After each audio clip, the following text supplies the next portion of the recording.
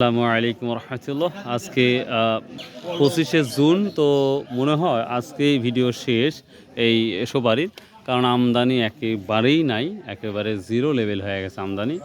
তো আশা করা যাচ্ছে আর দুই এক হাট হয়তো সুপারি পাওয়া যাবে। তার কারণে মোজা সুপারি উঠে কম এই বাজারে।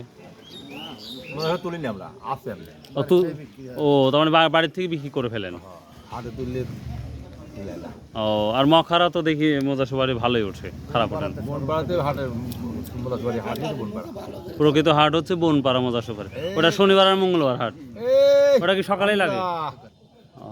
বনপাড়া একদিন যাওয়া লাগবে, তাহলে হাট শেষ হলে বনপাড়া একদিন যাবো ইনশাল্লাহ। আচ্ছা, আজ কি বাজার কি অবস্থা? সুপারি তো আসেই নেই আর কি। ভালোটা 500 টাকা, 400 500, সর্বনিম্ন 300 আর উপরে 500। আচ্ছা ভাই, থ্যাংক ইউ, সালাম আলাইকুম। ভালো অবস্থায় আছে বর্তমান, খালি ঘোরাঘুরি করতেছে।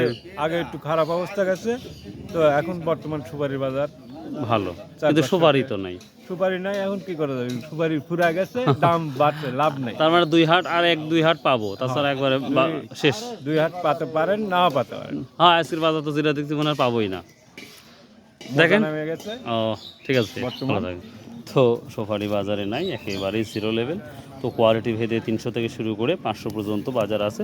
তো আশা করা যাচ্ছে আর 2-1 হাট গেলেই আমরা নাজিপুর বাজারে সুপারি একেবারেই জিরো লেভেলে চলে যাবে। তো প্রিয় দর্শক, এই ছিল সুপারির বাজার। ভালো থাকবেন, সুস্থ থাকবেন। আসসালামু আলাইকুম রহমতুল্লাহ।